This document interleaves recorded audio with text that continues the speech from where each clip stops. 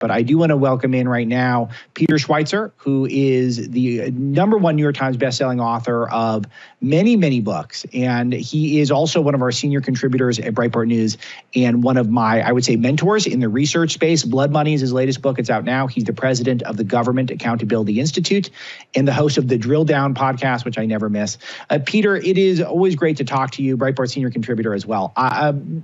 Peter, I had a thesis for the first hour of the show, and I was trying to connect all these dots that I can, that for me, this first 50 or so days of the Trump administration, all roads lead to China. All of this is about countering China. And let me give you a rundown of what I'm talking about. Pressure placed on taking back the Panama Canal, or at least not having Chinese companies run the Panama Canal. That's about China. Greenland is about Chinese encroachment into the Arctic. Ukraine mineral deal is about Chinese dominance in minerals around the world. Tariffs, et cetera, on Mexico and Canada. All this is about that they've allowed their countries to get overrun with Chinese fentanyl, and they've allowed Chinese police stations, other things like that at various points. I think the list goes on. I think the icing out of Ukraine in that negotiation in Saudi Arabia and only including Russia, that was all about trying to pull Russia away from the Sinosphere and to the United States. This is what it's all about for me. I feel like everything is actually about China, though Trump will not say China. I think this is brilliant, and it gives us in the commentariat space a lot of room to play. But you know China better than anyone. What's your take on all this? No, I think you're right. And look, what you're seeing with Trump is the arrival of something we haven't seen since really the 1980s with Reagan, which is a grand strategy. Looking at the road, looking at the map around the world and tracing what the challenges, what the threats are, and what the opportunities are for the United States. And we are essentially in a bipolar world now where it's China and the United States. So each one of those issues you talked about, you're quite right. China's at the heart of it. I think you're particularly right on the issue of Ukraine. Because what's happened is, look, I side with the Ukrainian people. What Russia did was terrible. Putin is responsible for this. But the fact that we have aggressively gone after Russia and essentially adopted the position that we're not going to have any negotiations has pushed Russia into the corner with China, which is actually not a natural fit. They're longtime rivals. They share a long border, but it's put Putin in this role of having to rely increasingly on China. If we are able to actually come up with a just peace agreement with Ukraine that moves Russia's isolation and dependence on China, that is a huge, huge win for the United States and a huge loss for China. So I think what's happening is very exciting. We'll see how successful these initiatives are, but I think the early indications are very, very good. You know, one thing that people might not know about Peter is that he first got connected with us at Breitbart when he was our editor of Big Piece, which was Andrew Breitbart's first national security foreign policy blog that he started. So Peter's got expertise in this way as well. And again, personal biases aside, Peter, what do you make of Zelensky's sort of meltdown in the Oval Office where he was vaguely threatening us, and then the mineral deal, which was as good as signed, apparently just didn't end up getting signed. And then he went on Fox News and really apologized for anything. He sort of doubled down in a lot of ways. All this, I don't fully have my mind around what's going on. From your perspective, what do you think is really happening? Well, I think Zelensky went into the Oval Office and was supposed to sign an agreement. All sides expected that was what was going to happen.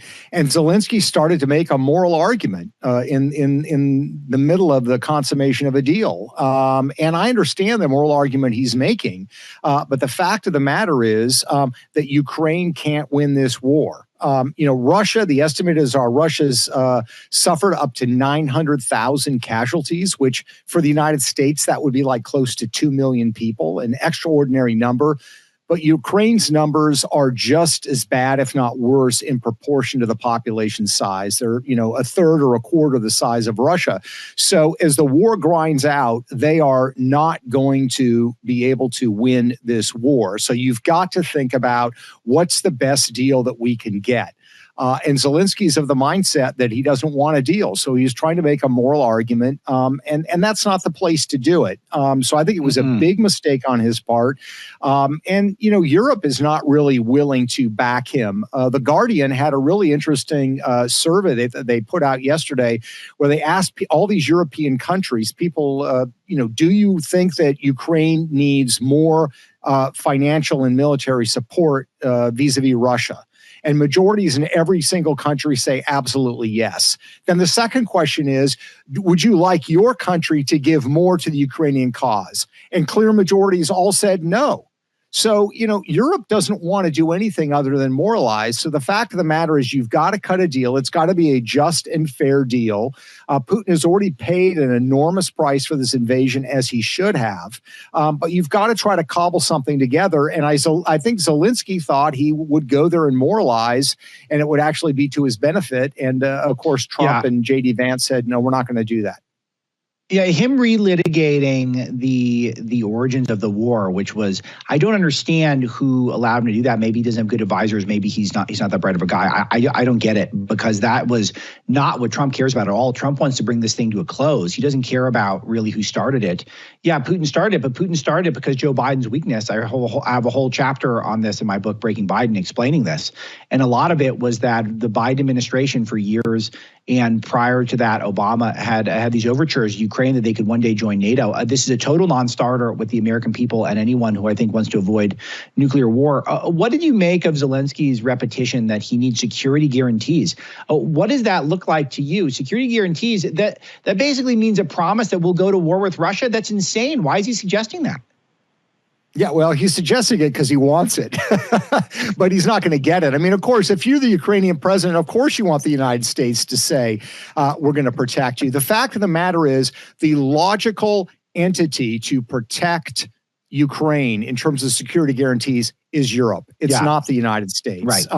You know, you can look back to the 1980s. I was a huge Reagan fan. The United States was not near bankruptcy when Reagan was president. The GDP ratio to our national debt is astronomical compared to what it was in the 1980s. We cannot afford to have those security guarantees. So, you know, as somebody put it online, you have Europe, a region with 300 million people, asking the United States with less people to hold off a country with 160 million people, which is Russia.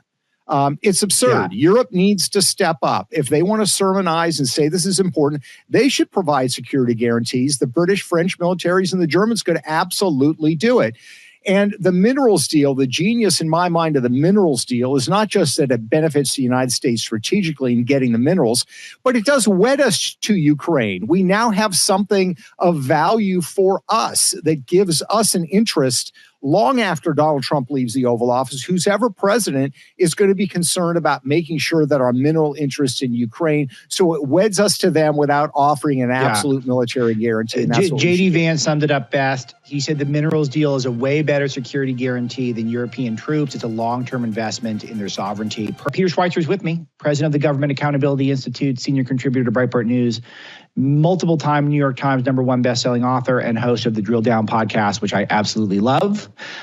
Peter, I want to talk about DOGE. Give me your 30,000 foot on DOGE. The left thinks that they've got us on this one. They think that cutting government waste to all sorts of, transgender initiatives in foreign countries is what Americans want right now. I think they're nuts.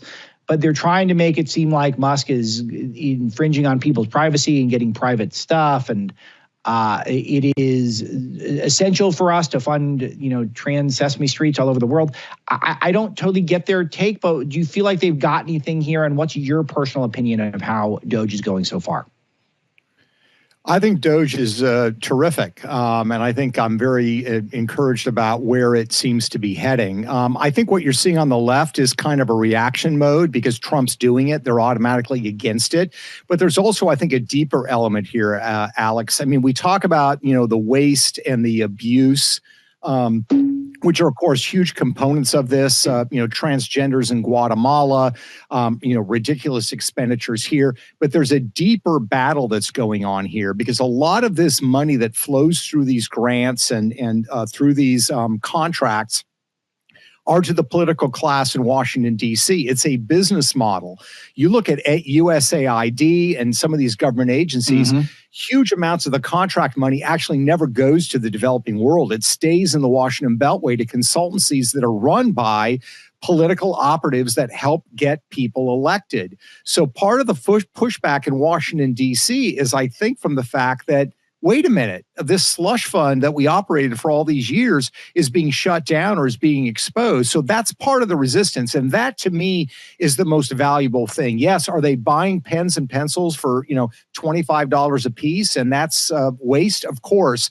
The deeper issue for me is the fact that this has been a tool of paying off political allies and campaign contributors with our money. It's a business model, and that's being exposed. That's the most valuable thing that's happening. Yeah, this is exactly right. And this is why I'm completely obsessed with this Stacey Abrams NGO that started with $100 and somehow had $100 in 2023 and somehow got $2 billion in 2024.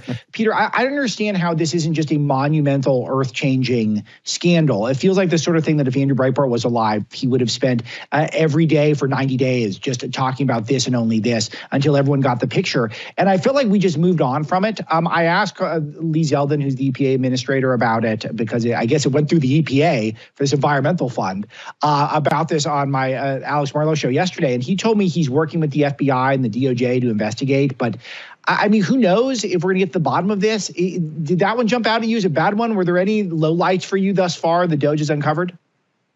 Yeah, no, I mean, I think that's a bad one. But here's the challenge we face, right? I mean, and this is how bad Washington, D.C. is. If you give a $2 billion government grant to an organization that had $1,000 that was just started up a couple of months before, that actually may not be illegal. That's the shocking thing. And that's the problem. So if we're looking for Stacey Abrams to go to jail over this, it's probably not going to happen because they know how these games are played. And there was probably technically no law that was violated. But what you're seeing is what I call legal graft. It's like the old Tammany Hall corruption. They do things within existing law. Nobody's going to go to jail, but it's absolutely as corrupt as something that is illegal. That's why it needs to be halted, and that's why it needs to be prevented from happening. So exposure and embarrassment is great, and we need to find out who the decision makers are and make sure they can't do it again. But we should probably not expect anybody to go to jail because it's probably not illegal. Remember, the people doing this are the people that write their own rules. So they're going to know what the rules are, and they're going to avoid doing something illegal. Peter, this is such an important point that you made also, that I think this money is going to those AstroTurf town halls that we're seeing popping up. I think this is about electioneering. It's not just about handouts and money making. I think it's even deeper than that. It's about creating a permanent structure for these Democrats.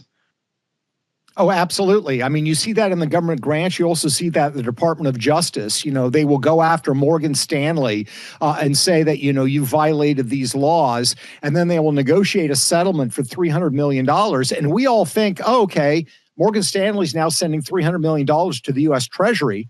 No, the Department of Justice under the Biden administration, under the Obama administration says, well, make a donation to these nonprofit organizations to rectify the problem. But these are activist groups that are being funded in this way. So you have this large infrastructure of entities and organizations. There's one called the International Democratic Institute that we're looking at that got $180 million in grants from the federal government. Peter, I got to leave it there, but let me plug all your stuff. The GAI, the Drill Down podcast, all Peter's books are essential. We love Peter Schweizer. Thanks, Peter. We'll be right back.